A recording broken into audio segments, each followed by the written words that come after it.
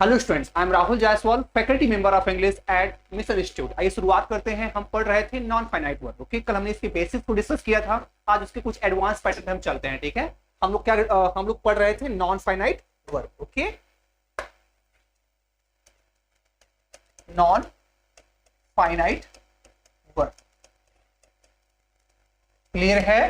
तो non finite verb को जानने से पहले फाइनाइट वर्ब क्या होता है हम ये जान लेते हैं। तो कल फाइनाइट वर्ब क्या होता है, नॉन फाइनाइट वर्ब क्या होता है, इनके कितने पार्ट्स होते हैं, सारे बेसिक्स हमने क्या किए हैं, डिस्कस किए हैं। ठीक है, तो हमने कहा था कि जो नॉन फाइनाइट वर्ब होते हैं ये बेसिकली इनको बांटा गया है 3 पार्ट में। पहला क्या होता है, पहला होता है इन्फिनेटिव, दूसरा क्या होता है जीरेंड, तीसरा क्या होता है पार्टिसिपल। ऑलराइट, तो कल आपको बताया गया था कि हमारे पास कुछ ऐसे वर्ब्स होते हैं और कुछ ऐसे एडजेक्टिव्स होते हैं जिनके बाद हमेशा हमेशा जीरेंड का यूज किया जाता है। जीरेंड का मतलब होता है वर्ब की आईएनजी फॉर्म का यूज किया जाता है, उनके साथ हम इन्फिनेटिव का यूज नहीं करते। कल एक उसमें मोस्टली जो एग्जाम में पूछे जाते हैं वो कौन कौन से होते हैं कल मेंशन कर दिया गया था, और उनके बेसिस पे क्वेश्चंस कैसे आते हैं आइए देख लेते हैं। हमारे पास 2 वर्ब होते हैं, 2 फ्रेज होते हैं, सन कहें with a view to, with a view to, और एक होता है in order to, in order to. इनकी हिंदी क्या होती है, इनकी हिंदी होती है के वास्ते। क्या होती है, के वास्ते।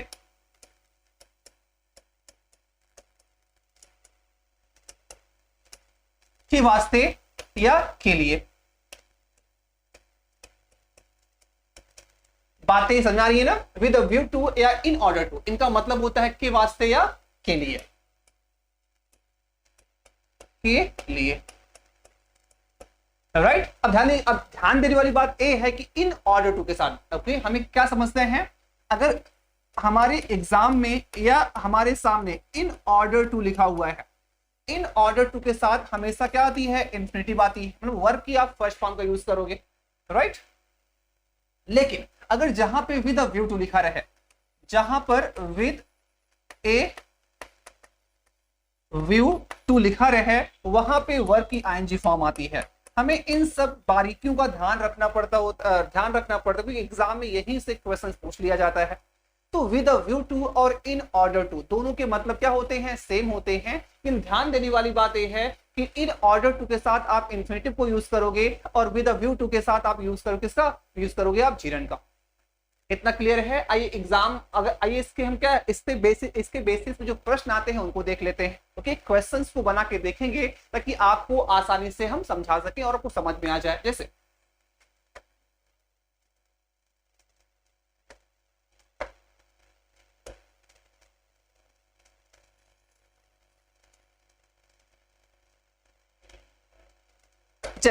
With a view to,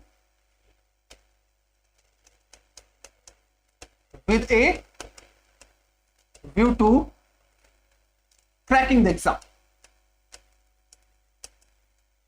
cracking the exam, he is working round the clock, he is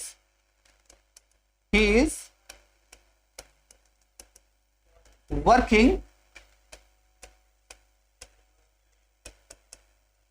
round the clock। बातें समझ आ रही हैं, with a view to cracking the exam he is working round the clock. इसका मतलब क्या होता है, एग्जाम को क्लियर करने के वास्ते, एग्जाम को पास करने के वास्ते वो 24 घंटा क्या कर रहा है, काम कर रहा है। बातें समझे, ही is working round the clock. Round the clock का मतलब होता है 24 आवर्स काम करना या दिन रात एक कर देना। इतना क्लियर है। अब देखो एक हम सेंटेंस बना के देख लेते हैं इन ऑर्डर टू से। इन ऑर्डर टू के साथ आप वर्ब की फर्स्ट फॉर्म लगाएंगे, वहां पे आप आईएनजी फॉर्म नहीं लगा सकते। सुन के हैं in order to, in order to clear the exam he is working around the clock। right, in order to clear the exam he is working round the clock। ठीक है, एग्जाम को clear करने के लिए वो रात दिन क्या कर रहा है, एक कर रहा है। बातें समझ में आ रही हैं। अगर हम बात करते हैं विद व्यू टू को तो वहां पे आईएनजी फॉर्म का यूज करते हैं। अगर हम बात करते हैं इन ऑर्डर टू के साथ वहां पे वर्ब की फर्स्ट फॉर्म का यूज करते हैं। तो ये सब बेसिक्स आपको ध्यान रखना है।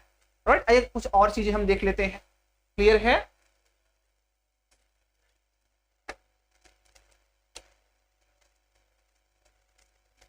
इन्हीं सब चीजों का क्या करना है, देखना पड़ता है कहाँ पे हम आईएनजी फॉर्म का यूज करते हैं और कहाँ पे हम क्या करते हैं, जिरन का यूज करते हैं। कुछ हमारे पास चुनिंदा वर्ब होती हैं या एडजेक्टिव्स होते हैं, वहीं से एग्जाम में क्या आते हैं, क्वेश्चंस आते हैं। हमें ज्यादा यहाँ वहां नहीं, बस उनको ही ध्यान देना है, बाकी सारी चीजें हमारी क्या हो जाएंगी, क्लियर हो जाएंगी।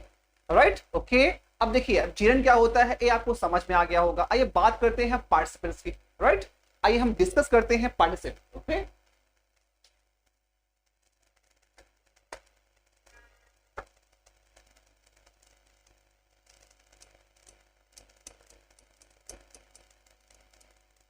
अगर पार्टिसिपल्स की बात की जाए तो ये क्या होते हैं, तीन प्रकार के होते हैं, कल बताया गया था। क्या होते हैं, ये होते हैं तीन प्रकार के। राइट, पहला क्या होता है, पहला होता है प्रेजेंट पार्टिसिपल।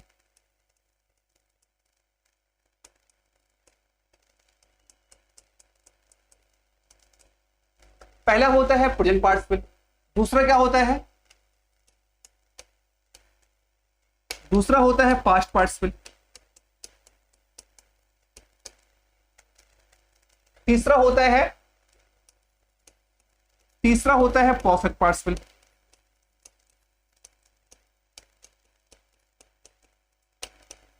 राइट, पहला क्या होता है प्रेजेंट पार्टिसिपल, दूसरा क्या होता है पास्ट पार्टिसिपल, तीसरा क्या होता है परफेक्ट पार्टिसिपल। इतना क्लियर है, आपको पता है प्रेजेंट पार्टिसिपल का यूज कैसे किया जाता है, इसका यूज किया जाता है वर्ब की first form plus ING.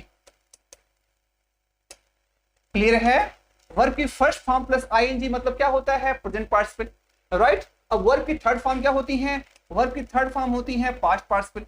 Clear, और हैविंग, हैविंग प्लस वर्ब की थर्ड फॉर्म ये क्या होती है, ये होती है परफेक्ट पार्टिसिपल। राइट, और इन सबको कहा जाता है वर्बल एडजेक्टिव। क्या बोलते हैं, इन सबको कहा जाता है वर्बल एडजेक्टिव।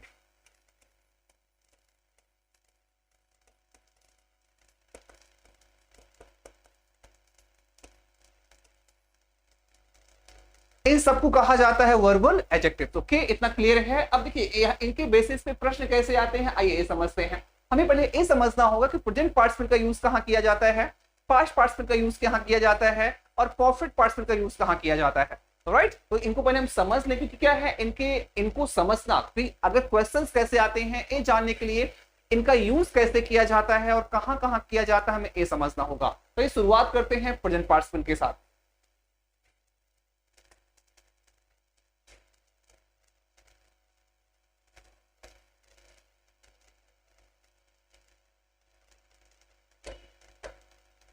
हम शुरुआत करते हैं किसके साथ, शुरुआत करते हैं पार्टिसिपल के साथ। ओके, आइए समझते हैं प्रेजेंट पार्टिसिपल।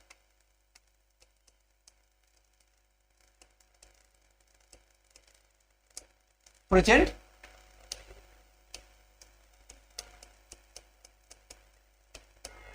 पार्टिसिपल, इतना क्लियर है। अब प्रेजेंट पार्टिसिपल का यूज कहां किया जाता है, आइए समझते हैं। देखो, जब दो अलग अलग सेंटेंस हो रही, दो या दो से अधिक सिंपल सेंटेंसेस को एक सिंपल सेंटेंस में बनाने के लिए हम प्रेजेंट पार्टिसिपल का यूज करते हैं।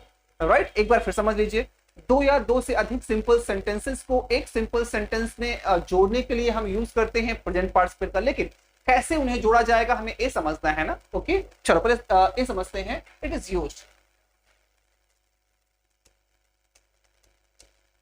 It is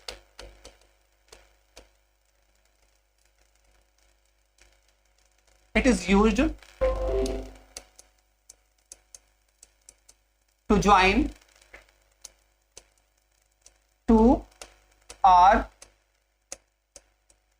more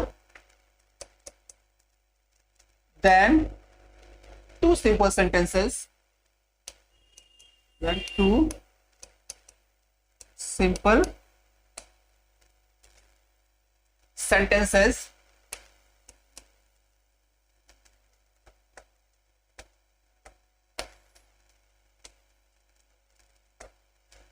two simple sentences into one simple sentence, into one simple sentence।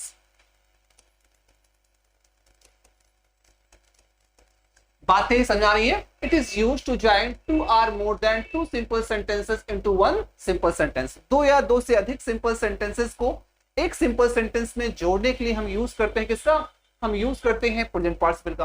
Okay, example देख लीजिए। सिम कहें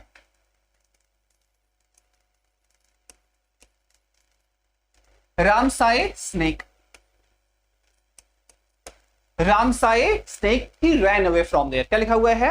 Ram saw snake he ran away from there.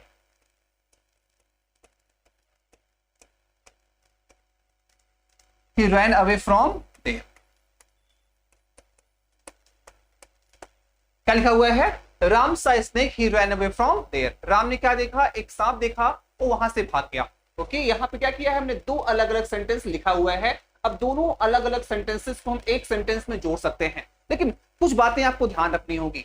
जो भी वाक्य, जो भी सेंटेंस आप जोड़ोगे प्रेजेंट पार्टिसिपल से, उनको ये ध्यान देना होगा उनके सब्जेक्ट सेम होने चाहिए।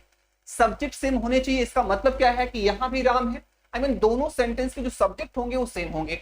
यहां भी राम है और यहां जो ही आया है भी किसके लिए आया है? राम के लिए आया है।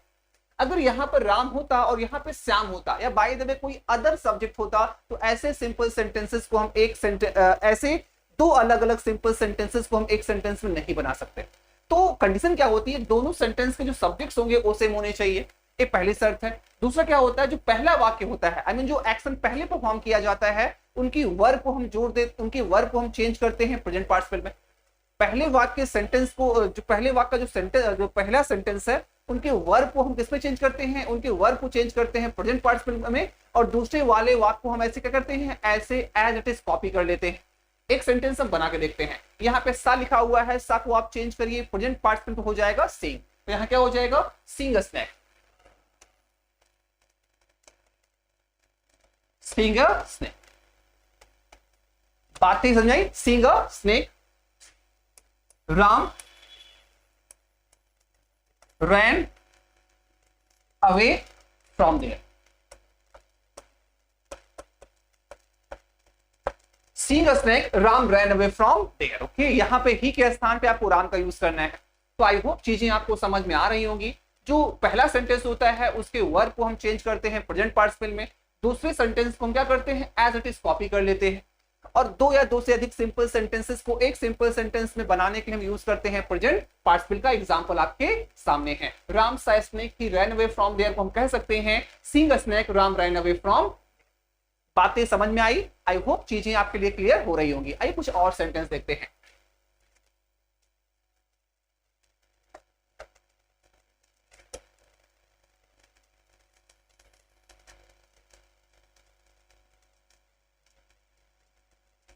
समझते हैं he was hungry.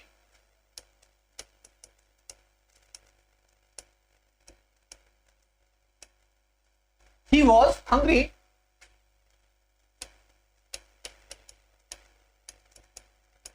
He started taking his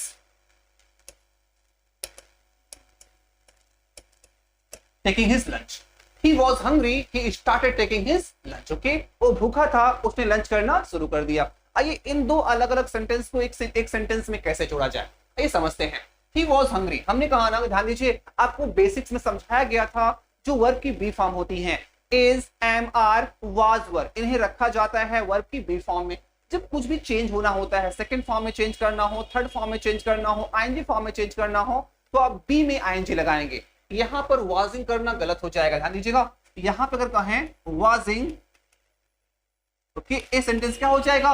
ए आपका स्ट्रक्चर ही गलत हो जाएगा क्योंकि बी फॉर्म में आती है। तो यहां पे आपको लिखना होगा बीइंग।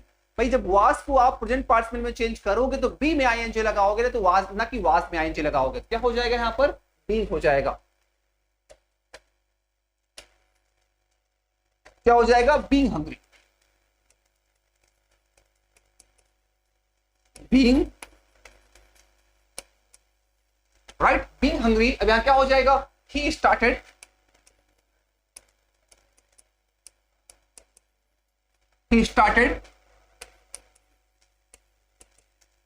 taking his lunch. बात नहीं समझ आ रही है? Being hungry, he started taking his lunch. भूखा होने पर उसने क्या किया? लंच करना शुरू कर दिया। बातें समझ पा रही हैं? ओके, आइए कुछ और सेंटेंस को हम देख लेते हैं। ये तो शुरुआत है, बाकी और इसके अच्छे अच्छे कॉन्सेप्ट हम आगे सीखेंगे। यहाँ पे क्या है कि दोनों सेंटेंस का जो सब्जेक्ट है वो कॉमन है। यहां भी ही है और यहां भी ही है। जब दोनों सेंटेंस के जो सब्जेक्ट्स होते हैं अगर वो कॉमन हो तो बड़े आराम से इन सेंटेंसेस को सिंपल सेंटेंस में जोड़ा जा सकता है। जो पहले वाक्य का वर्ब होगा उसे आप चेंज कर दीजिए प्रेजेंट पार्टिसिपल में, यहाँ क्या हो गया, बीइंग हो गया, और दूसरे जो सेंटेंस है उसको क्या करिए, एज इट इज कॉपी कर लीजिए। तो सेंटेंस बन जाएगा being hungry he started taking his lunch. बातें आई होप समझ में आ गई होंगी। इसका अर्थ देख लीजिए, इसका अर्थ देख लीजिए। इसका मतलब क्या है, being hungry he started taking his lunch का मतलब क्या होगा, भूखा होने पर उसने क्या किया, लंच करना शुरू कर दिया। बातें समझ में आ रही हैं, आई होप सारी चीजें आपको समझ में आ रही होंगी। ओके, अब आगे चलते हैं।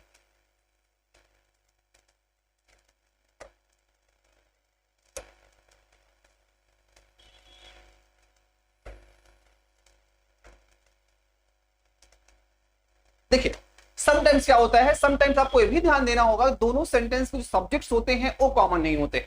दोनों सेंटेंस के सब्जेक्ट्स कॉमन नहीं होते लेकिन उनमें कुछ ना कुछ कॉमन होता है। कि हमने क्या कहा कि कभी कभी क्या होता है, समटाइम्स जो दोनों सेंटेंस के सब्जेक्ट होंगे वो कॉमन नहीं होते, फिर भी उनमें कुछ कॉमन होता है और उसी जो कॉमन चीजें उनमें होती हैं उसी के बेसिस पे सेंटेंस को जोड़ लिया जाता है एक सेंटेंस में। एग्जाम्पल के माध्यम से आप समझोगे तो आप ज्यादा समझ पाओगे। समझे हैं,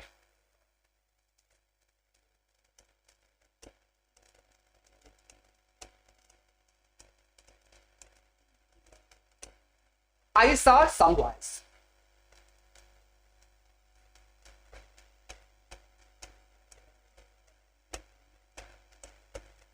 They were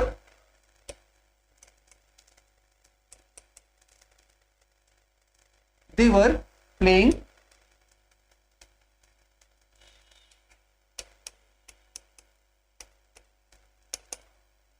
I saw some boys, they were playing cricket. मैंने कुछ बच्चों को देखा वो क्रिकेट खेल रहे थे। आइए समझते हैं, I saw some boys, they were playing cricket। अब यहाँ पर इसका जो सब्जेक्ट है वो आई है, इसका सब्जेक्ट आई है और इसका क्या है, दे है। और हमने बताया था कि इनका क्या है, सब्जेक्ट्स कॉमन होने चाहिए। तो यहाँ पे जो हमने बताया था वो यहाँ पे फॉलो ही नहीं हो रहा है।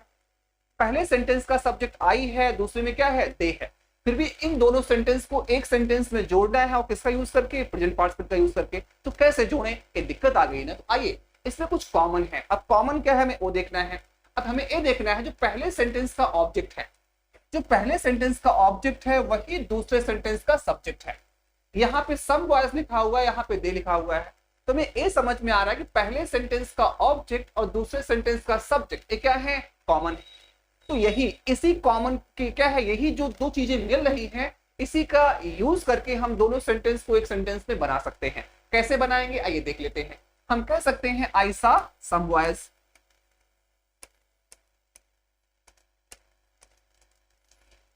इतना क्लियर है, आई सॉ सम बॉयज। अब हमें एक ध्यान देखना है, यहाँ पे दे लिखा हुआ है और दे कौन है, दे का मतलब ये बॉयज ही तो है। तो जब दो सेंटेंस को एक सेंटेंस में बनाना होगा तो क्या करेंगे, दे का मतलब बॉयज ही है तो इस दे को हटा दीजिए, दे हट गया। अब क्या करेंगे, अब दोनों सेंटेंस को एक सेंटेंस में आप जोड़ रहे हो तो एक ही मेन वर्ब आएगी और जो यहाँ पे सा आ चुका है, सा यहाँ पे आ ही चुका है तो यहाँ पे वर्ब हट जाएगा। अब ए प्लेइंग क्रिकेट किसके लिए आया है, ए बॉयज के लिए आया है। तो जो प्लेइंग क्रिकेट बॉयज के लिए आया है ए इसको उठा के हम बॉयज से बगल रख देंगे। तो हम कह सकते हैं I saw some boys playing cricket.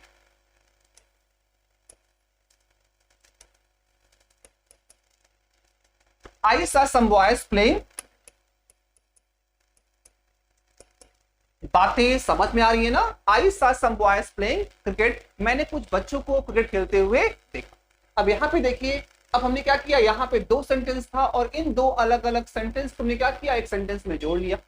Okay, और प्लेइंग क्रिकेट पहले से ही आईएनजी फॉर्म में है, यहाँ ए वर्ब के फॉर्म में थी, भाई वर्ब के साथ आई थी तो वर्ब के फॉर्म में थी, आईएनजी फॉर्म में थी, और यहाँ हमने क्या किया, इसको हमने चेंज कर दिया प्रेजेंट पार्टिसिपल में। तो चीजें समझ में आ रही हैं। I saw some boys playing cricket का मतलब क्या होगा, मैंने कुछ लड़कों को क्रिकेट खेलते हुए देखा। और इसका क्या मतलब है, मैंने कुछ लड़कों को देखा वे क्रिकेट खेल रहे थे। तो दो सेंटेंस को हमने क्या किया, बड़े आराम से एक सेंटेंस में यूज कर दिया बाय यूजिंग प्रेजेंट पार्टिसिपल्स। आइए एक आध दो सेंटेंस हम और देखेंगे और करेंगे। जितना ज्यादा आप प्रैक्टिस करेंगे उतना क्या आएगा, उतना आपके अंदर क्या आएगा, कॉन्फिडेंस आएगा। एक दो सेंटेंस और देखते हैं, चलिए।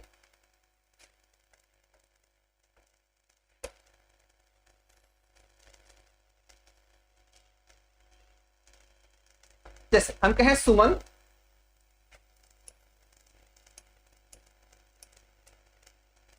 सुमन सा ओके a few boys या a few girls. Suman saw a few girls. They were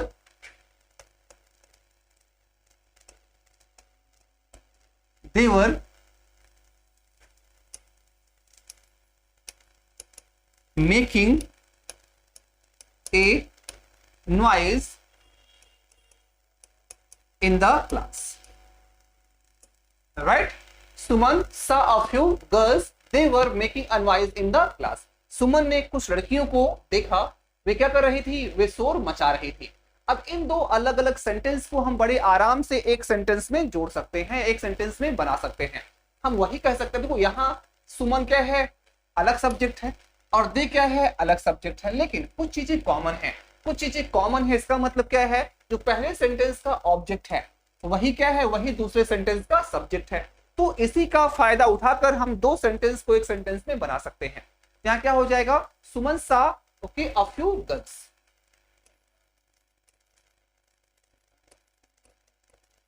सुमन सा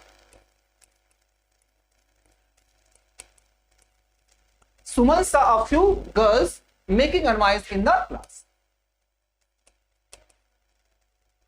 Making a noise in the class. बातें समझ में आ गई. सुमन ने कुछ लड़कियों को शोर करते हुए देखा.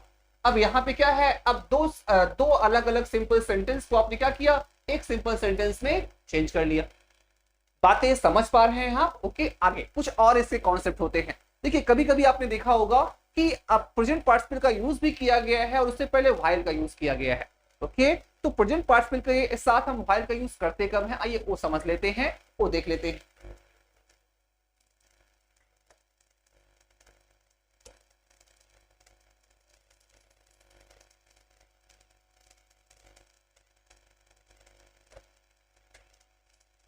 चलिए पहले काम करते हैं, पहले आपको हिंदी में समझा देते हैं, बाद में इसको इंग्लिश में हम बता देंगे, इंग्लिश लिखवा देंगे, तो आप अच्छे से समझ पाएंगे. देखिए हम प्रेजेंट पार्टिसिपल के साथ व्हाइल का यूज कब करते हैं, जब दो एक्शंस पैरेलली साथ में हो रहे हैं. जब दो एक्शन साथ में हो रहे होते हैं तो जो पहले एक्शन की वर्ब होती है उसे तो चेंज किया जाता है प्रेजेंट पार्टिसिपल में, उसके साथ साथ उससे पहले व्हाइल का यूज कर दिया जाता है. जैसे एग्जांपल ग्रुप में कहें, मैं खाना बना रहा था और मैं गाना गा रहा था. जैसे सुमन खाना बना रही थी और वह गाना भी गा रही थी. तो देखिए यहाँ पे दो एक्शंस पैरेलल में हो रहे हैं, दो एक्शन साथ साथ हो रहे हैं. खाना बनाने वाला काम और गाना गाने वाला काम, दोनों एक्शन साथ साथ हो रहे हैं. जब ऐसी सिचुएशंस आती है तो जो पहले एक्शन का वाक्य होता है उस वाक्य वर्ब को तो हम चेंज करते हैं प्रेजेंट पार्टिसिपल में, उसके साथ साथ हम व्हाइल का यूज कर देते हैं. इसी बात को आइए लिख लेते हैं.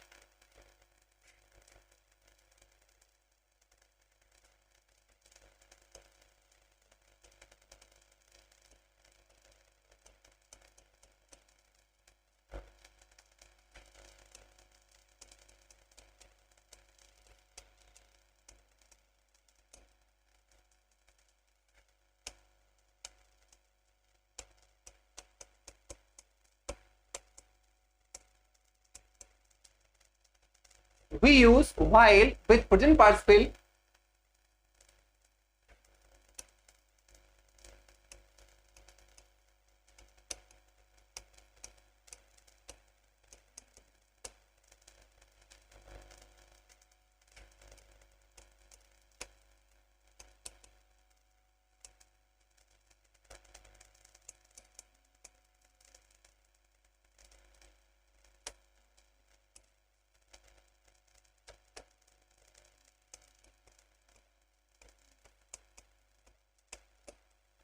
क्या लिखा हुआ है, we use while with present participles when two actions are going together. इसका मतलब क्या है कि हम ऐसे एक्शंस के साथ while का यूज करते हैं जब दो एक्शंस लगातार चल रहे होते हैं. तो ऐसे एक्शंस के साथ जो एक्शन पहले हुआ होता है उनके वर्ब के साथ हम यूज करते हैं while का. ओके, ये तो कॉन्सेप्ट है कि एग्जांपल देख लेते हैं. हमने कहा Suman was cooking food.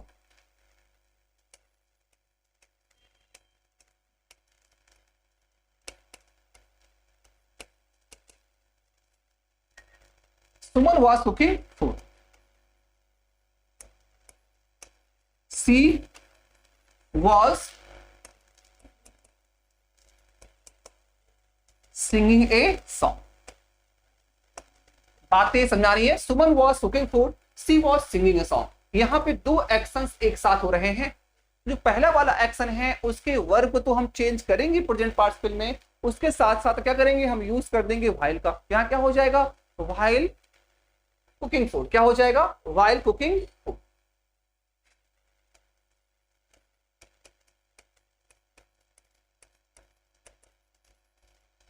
While cooking food Suman was singing a song. क्या हो जाएगा, while cooking food Suman was singing a song. खाना बनाते समय सुमन क्या कर रही थी, गाना गा रही थी। ओके, आई थिंक चीजें आपको समझ में आ रही होंगी। आइए एक आध दो सेंटेंस हम और देख लेते हैं।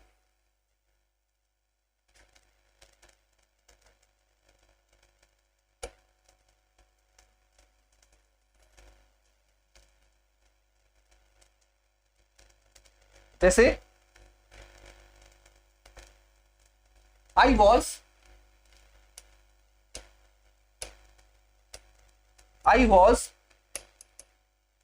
going to market. I was going to market. I saw my friend. फिर क्या है, he was coming. He was coming from the opposite. From the opposite. अब देखिए यहां पे एक नहीं तीन तीन सेंटेंस, और तीनों सेंटेंस को हम बड़े आराम से जोड़ सकते हैं प्रेजेंट पार्टिसिपल से। हमने कहा ना इसका यूज ही किया जाता है दो या दो से अधिक सिंपल सेंटेंसेस को एक सिंपल सेंटेंस में जोड़ने के लिए। ओके, सेंटेंस पढ़ लेते हैं। I was going to market, मैं बाजार जा रहा था। आई सा माई फ्रेंड, मैंने अपने दोस्त को देखा। He was coming from the opposite, वो सामने से चला रहा था। यहाँ पे एक नहीं तीन सेंटेंस है, और अब ध्यान दीजिए तीनों सेंटेंस को बड़े आराम से जोड़ा जा सकता है प्रेजेंट पार्टिसिपल का यूज करके। यहाँ क्या हो जाएगा, आइए देखते हैं। अब यहाँ पर मैं जा ही रहा था कि मुझे दिखाई दे गया, तो यहाँ पे दोनों एक्शन, देखने वाला काम और जाने वाला काम साथ साथ हो रहे हैं। तो इसका जो वर्ब है पहले वाले का, इसके वर्ब को तो हम चेंज करेंगे प्रेजेंट पार्टिसिपल में, लेकिन इससे पहले व्हाइल का यूज कर देंगे। तो यहाँ क्या हो जाएगा, व्हाइल गोइंग टू मार्केट।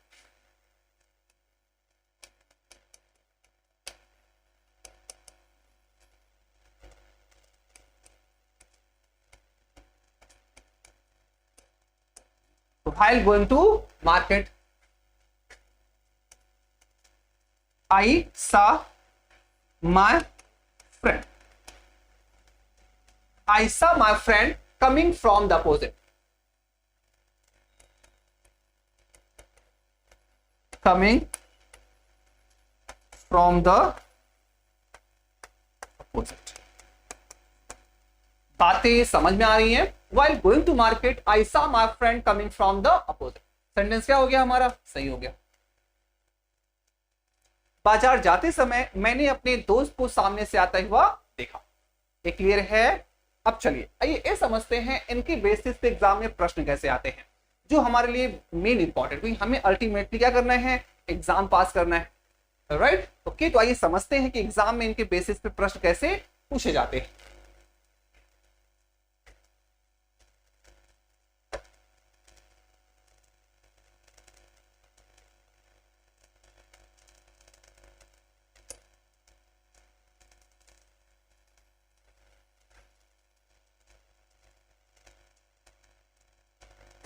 चलिए, जैसे हम कहें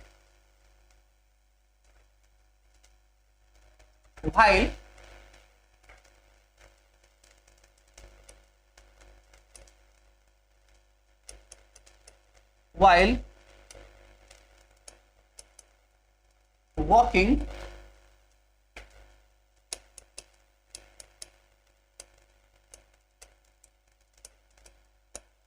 while walking in the garden,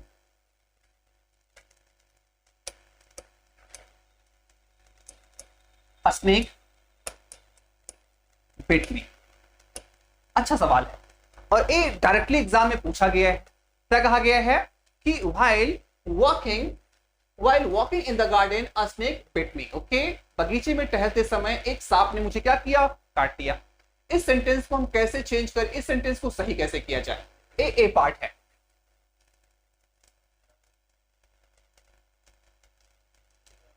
A part है, ए बी पार्ट है और ये क्या है, ए सी पार्ट है। आखिरी क्या हो जाए, आखिरी हो जाएगा नो एरर, राइट, आखिरी हो जाएगा नो एरर। ओके, तो ये सब अब देखो, अगर आपने बेसिक्स नहीं पढ़ा है, अगर आपको बेसिक्स की जानकारी नहीं है तो कहीं ना कहीं इस सेंटेंस को आप सही मान लोगे। क्या लिखा है, while walking in the garden, बगीचे में टहलते समय एक सांप ने मुझे काट लिया। ओके, अगर आपके बेसिक्स क्लियर नहीं है, अगर आपको बेसिक की जानकारी सही नहीं है तो आप यही तो कहोगे ना कि बगीचे में टहलते समय एक सांप ने मुझे काट लिया। फिर भी क्या है, आप सेंटेंस के डीप में जाएंगे तो आपका सेंटेंस गलत है भाई। अब गलत कैसे है, एक एग्जांपल इससे बगैर और लिखते हैं, वहां से आपको समझ में आ जाएगा। इसमें कहें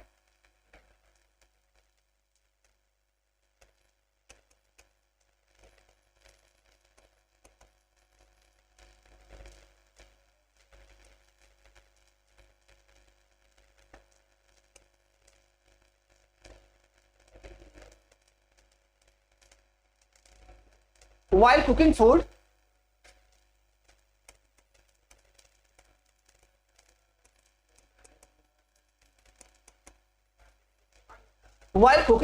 she was singing a song. क्या लिखा हुआ है, while cooking food she was singing a song. Okay, खाना बनाते समय वो गाना गा रही थी। आपको एक ध्यान देना होगा कि while cooking food, ये जो आपका प्रेजेंट पार्टिसिपल फ्रेज है, एक किसके लिए आया है, एक खाना बनाने वाला काम कौन कर रही है, एक खाना बनाने वाला काम सी ही कर रही है ना, सी गा भी रही है, उसी क्या कर रही है, खाना बना रही है। तो यहाँ पे सेंटेंस सही हो जाएगा भाई, यहाँ पे सेंटेंस सही है, हमारा ए सेंटेंस गलत है। वजह क्या है, अब यहाँ पर खाना बनाने वाला काम और गाना गाने वाला काम वही सेम पर्सन सी कर रही है, लेकिन क्या बताइए, यहाँ पे बगीचे में टहलने वाला काम स्नेक कर रहा है क्या? क्या बगीचे में स्नेक टहलेगा? क्या काटने वाला काम और टहलने वाला काम क्या एक ही पर्सन के द्वारा हो रहे हैं? नहीं हो रहे हैं भाई। काटने वाला काम कोई और कर रहा है और टहलने वाला काम कोई और कर रहा है। जब दो एक्शंस के सब्जेक्ट अलग अलग हैं तो वहां पे हम नहीं यूज कर सकते प्रेजेंट पार्टिसिपल का। आपको समझाया था ना हमने, ओके, कहीं ना कहीं एक कॉमन चीज जरूर होनी चाहिए। ओके, यहां पे देखिए हम कह सकते हैं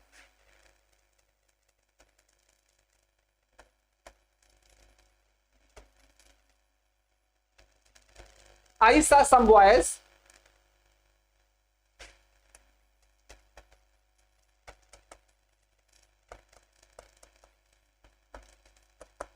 ये भी सही। I saw some boys playing cricket, ये भी सही है। सही होने की वजह क्या है, यहां पे देखिए प्लेइंग करने वाला काम कौन कर रहा है, बॉयज ही तो कर रहे हैं, इसलिए क्या हो गया, सही हो गया। लेकिन यहां पे देखिए वॉकिंग करने वाला काम स्नेक नहीं कर रहा है भाई। वॉकिंग कौन करेगा, वॉकिंग तो आई करेगा ना भाई। इंसान टहलेगा, सांप थोड़ी टहलेगा भाई। तो कहीं ना कहीं सेंटेंस हमारा गलत है। इस गलत सेंटेंस को सही कैसे किया जाए, आइए देख लेते हैं। ओके, ये दोनों सेंटेंस हमारे सही हैं, एक गलत है। अब गलत क्या है, इसकी वजह आपको समझा दी गई है ना, इसको सही कैसे किया जाएगा आइए हम समझ लेते हैं पहले।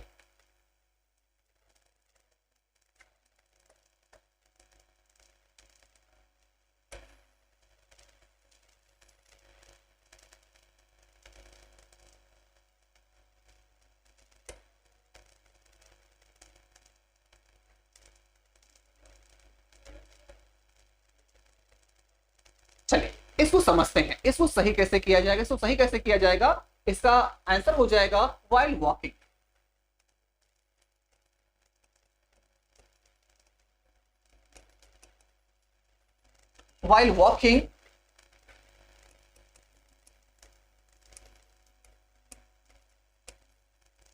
while walking in the garden, इसको आप पैसे में चेंज कर लीजिए। आपको पता है पैसे में जब चेंज करते हैं तो एक्टिव वॉइस का जो ऑब्जेक्ट होता है वो बन जाता है सब्जेक्ट। यहाँ पे मी क्या है, ऑब्जेक्ट है। जब पैसे में आप चेंज करोगे तो मी क्या हो जाएगा, मी बन जाएगा पैसिव वॉइस में सब्जेक्ट। यहाँ क्या हो जाएगा, आई वॉज बीटन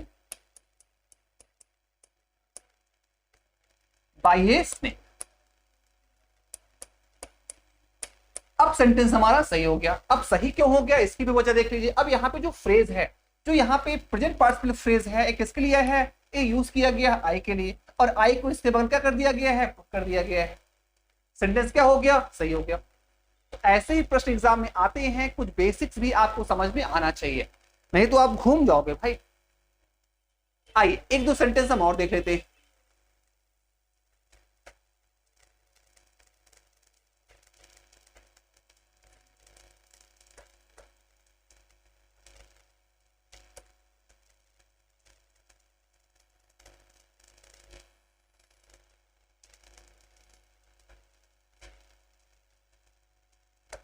जैसे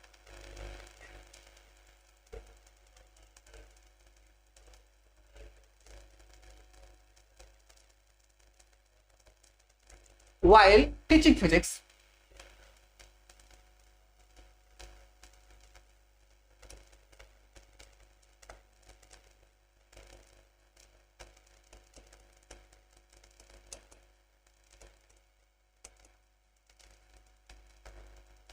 while teaching physics,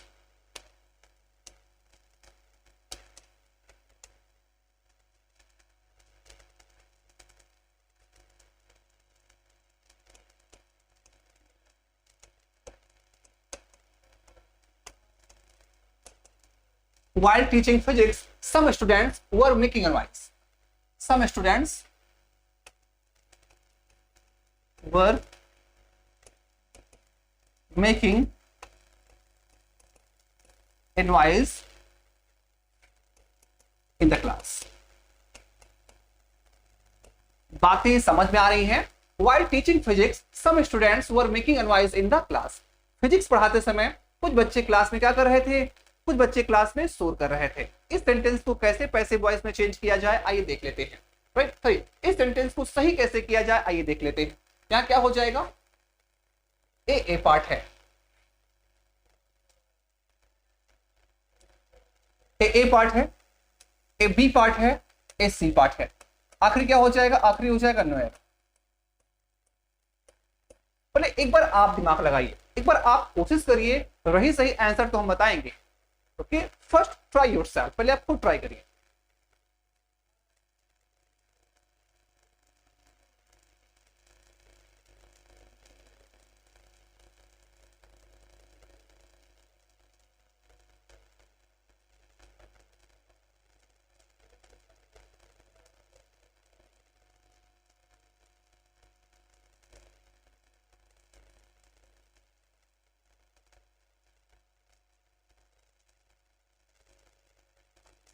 सेंटेंस है while teaching physics some students were making a noise in the class.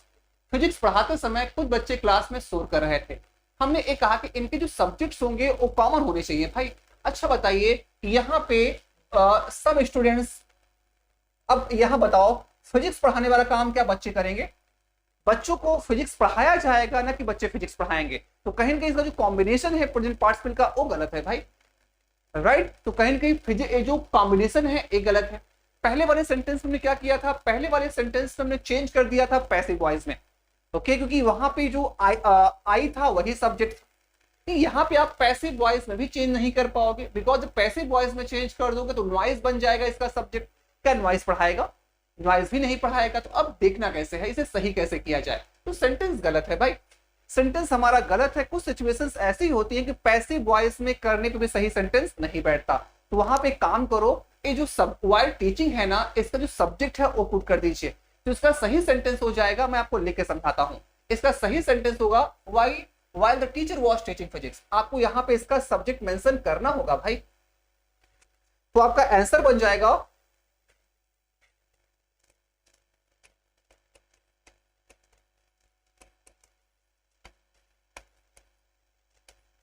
while the teacher was teaching physics। While the teacher was teaching physics,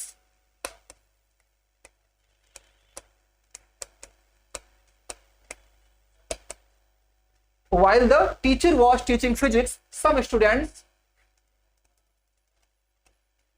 were making a noise in the class. Right? अब क्या हो जाएगा? While the teacher was teaching physics, some students were making a noise in the class. अब sentence हमारा क्या हुआ? सही हो गया। अब ऐसा हमने यहां पर सब्जेक्ट ऐड क्यों किया, ये भी समझ लीजिए पहले, क्योंकि यहां पे आप पैसिव वॉइस बनाते फिर भी ना बन पाता भाई। जब पैसिव वॉइस बनाते तो यहां पे क्या होता, नॉइज इस सेंटेंस का सब्जेक्ट बन जाता, तो नॉइज को टीचिंग का सब्जेक्ट मानना पड़ता। क्या शोर पढ़ाएगा? पढ़ाएगा तो टीचर ही ना। जब कहीं से भी बैलेंस ना हो पाए तो आप एक काम करिया करो, जो प्रेजेंट पार्टिसिपल का सब्जेक्ट होता है उसे मेंशन कर दिया जाता है, तो यहाँ पे सेंटेंस हमारा सही हो जाएगा। अगर इसमें एरर की बात करें तो ए पार्ट में गलती थी, इसमें ए पार्ट में एरर आ जाएगा। आइए एक दो सेंटेंस हम और देखते हैं। और हाँ, बार बार मैं कह रहा हूं टाइम एंड अगेन, जितना ज्यादा आप प्रैक्टिस करेंगे उतना कॉन्फिडेंस आपके अंदर आएगा। आइए एक दो सेंटेंस हम और देख लेते हैं।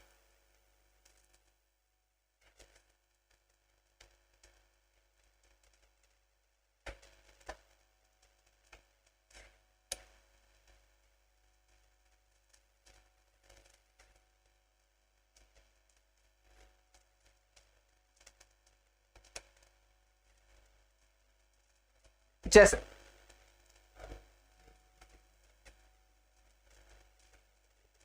while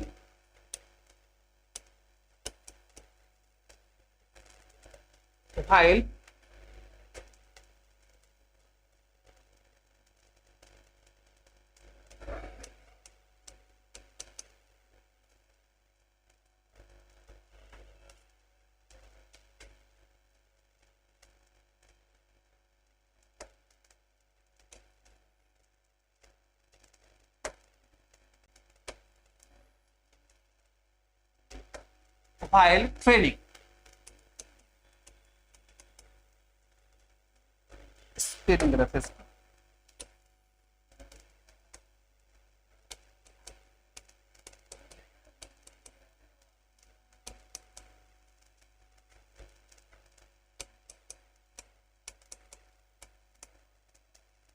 while training the trainees। Okay, देखो हमारे पास तीन शब्द होते हैं, आइए इसको देख ले लेते हैं। एक होता है ट्रेनर,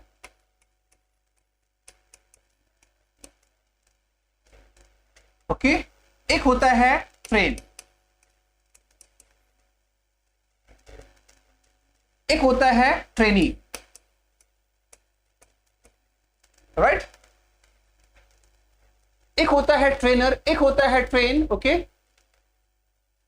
एक होता है ट्रेनी। अब ट्रेन मीन्स क्या होता है? ट्रेनर का मतलब होता है one who trains, one who trains, जो ट्रेन करे, जो हमें सिखाए, जो हमें प्रशिक्षण दे, उसे कहा जाता है ट्रेनर। अब ट्रेन मीन्स क्या होता है? ट्रेन का मतलब होता है to give training, to give training.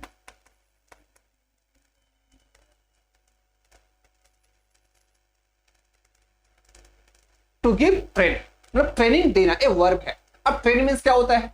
Training का मतलब होता है one who gets training, who gets training।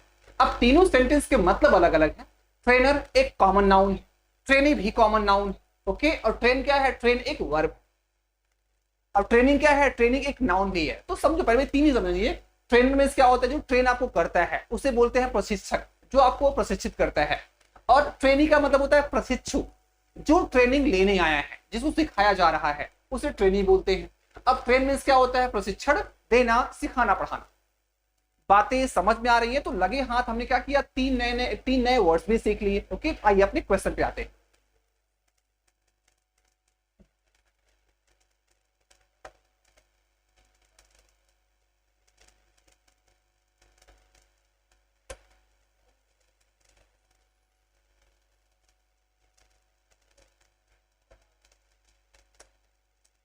तो क्या हो जाएगा? while training the trainers, while training the trainees,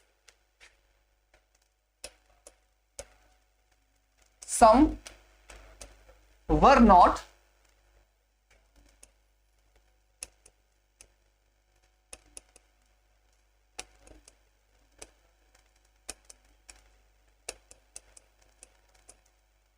some were not paying the attention. क्या लिखा हुआ है? While training the trainees, some were not paying the attention. जब trainees को सिखाया जा रहा था तो कुछ उसमें दाएं बाएं देख रहे थे, कुछ अटेंशन पे नहीं कर रहे थे। इसको सही कैसे किया जाए आइए देख लेते हैं। देखिए हमने कहा ना, अगर यहां पर आप इसके पैसिव वॉइस में बनाते भी हो, अगर पैसिव वॉइस में बनाया जाएगा तो अटेंशन सब्जेक्ट हो जाएगा, अटेंशन तो सिखाएगा नहीं। तो यहां पे देखिए, यहां पर ध्यान ना देने वाले और सिखाने वाले दोनों क्या है? अलग अलग है। और पैसिव वॉइस में बना के भी इसे सही नहीं किया जा सकता। तो ऐसे सिचुएशंस में हम करें तो करें क्या? इसको पार्ट वाइज में बांट दो। ए पार्ट में है, ए बी पार्ट में है, ए सी पार्ट में है, आखिरी क्या हो जाएगा? आखिरी हो जाएगा नोयर। ऐसे सिचुएशन में सही कैसे किया जाए? तो इसका आसान तरीका है, यहां पे जो आपका प्रेजेंट पार्टिसिपल दिया गया है, इसका आप जो सब्जेक्ट है उसे आप मेंशन कर दीजिए। इसका सब्जेक्ट मेंशन करेंगे तो सारी चीज सही हो जाएंगी भाई। तो इसको सेंटेंस में सही कैसे होगा? इसका ए हो जाएगा व्हाइल आई वाज ट्रेनिंग, या व्हाइल द ट्रेनर लिख लो, कोई नहीं, कुछ भी यहां आई लिख सकते हो, एक सब्जेक्ट मेंशन करना होगा बस। व्हाइल आई वाज ट्रेनिंग हो सकता है, या while the trainer was training हो सकता है, कुछ भी लिखो, लेकिन लिखो। देखो तो हो जाएगा while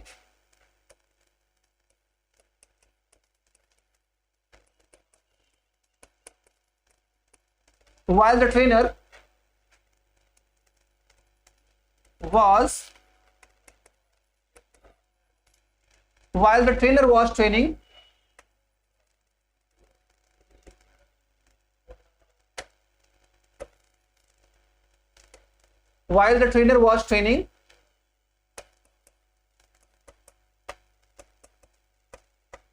trainees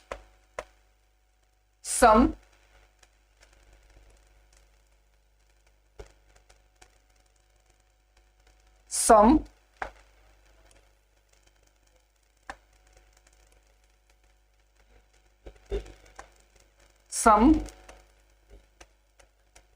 were not paying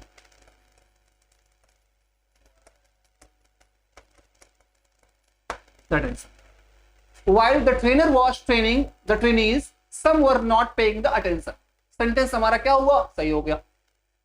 बातें समझ में आई। तो गलती किस पार्ट में थी? गलती ए पार्ट में थी। और हाँ फिर कह रहा हूं, सब्जेक्ट सुटेबल आपको अपने तरफ से मेंशन करना है। यहां पर ट्रेनर के स्थान पे आप आई का भी यूज कर सकते हो, व्हाइल आई वाज ट्रेनिंग बोल सकते हो।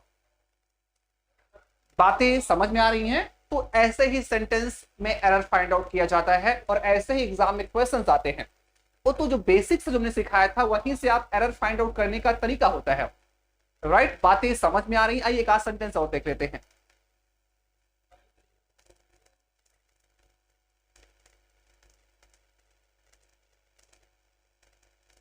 जैसे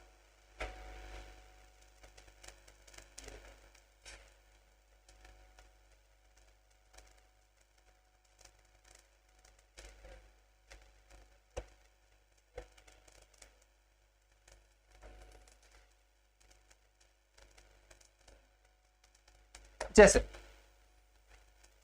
यहां पे देखिए, एक इसका एक और तरीका है।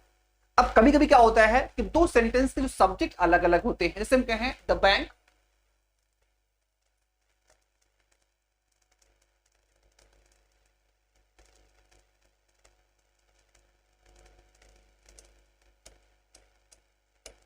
It was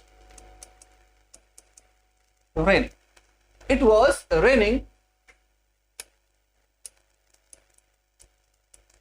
I could not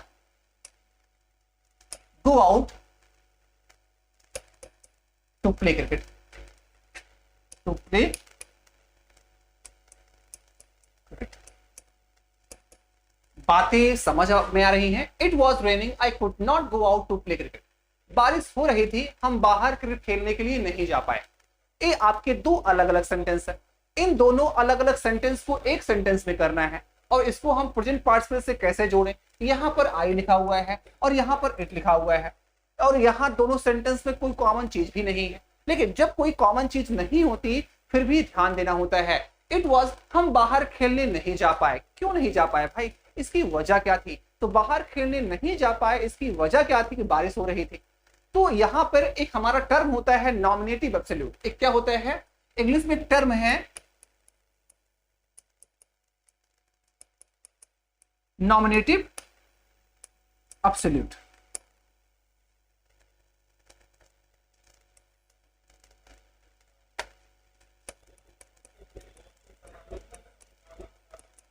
nominative का मतलब होता है सब्जेक्टिव कर्तावाचक, एब्सोल्यूट मींस होता है free.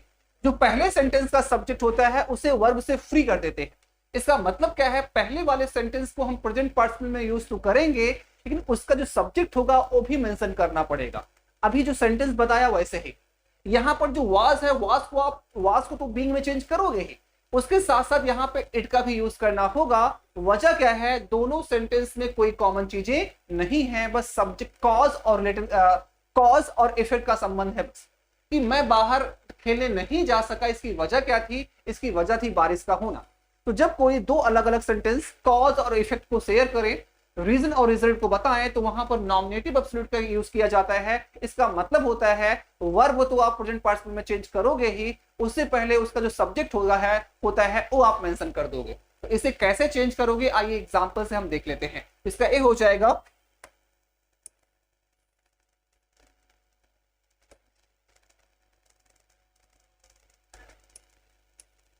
It being raining. It being raining, I could not go out to play cricket. बातें समझाई, I could not go out to play cricket. Right? Okay? बारिश के हो जाने पर हम बाहर क्रिकेट खेलने नहीं जा पाए। राइट? चीज समझ आ रही? बारिश के हो जाने पर हम बाहर क्रिकेट खेलने नहीं जा पाए। ये हमारा सेंटेंस है। क्लियर है?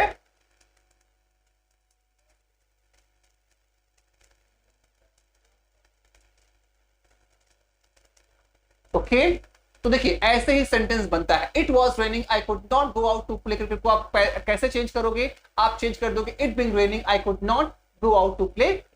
एक सेंटेंस हम और देख लेते हैं, जैसे आइए देखते हैं।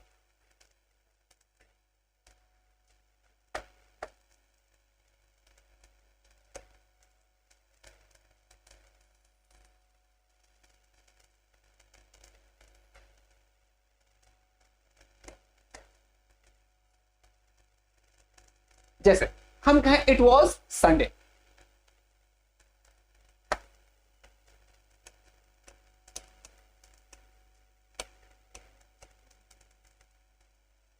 It was Sunday the bank was closed.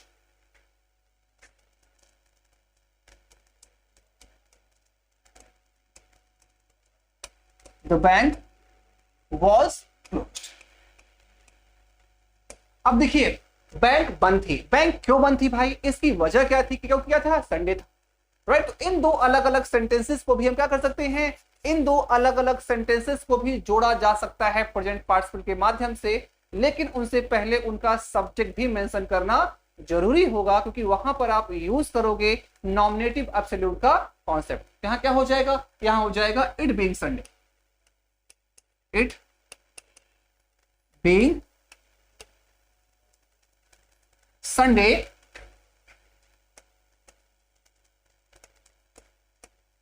The bank was closed.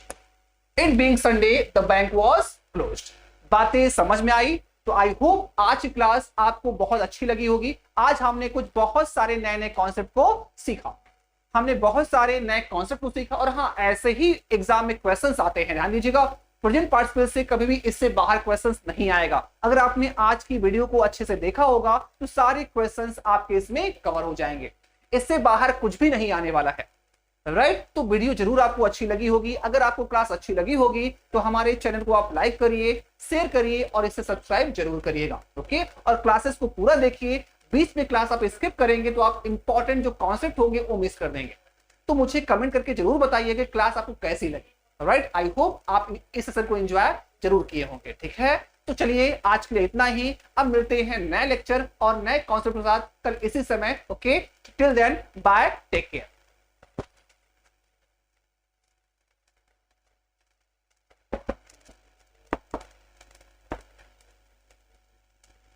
Okay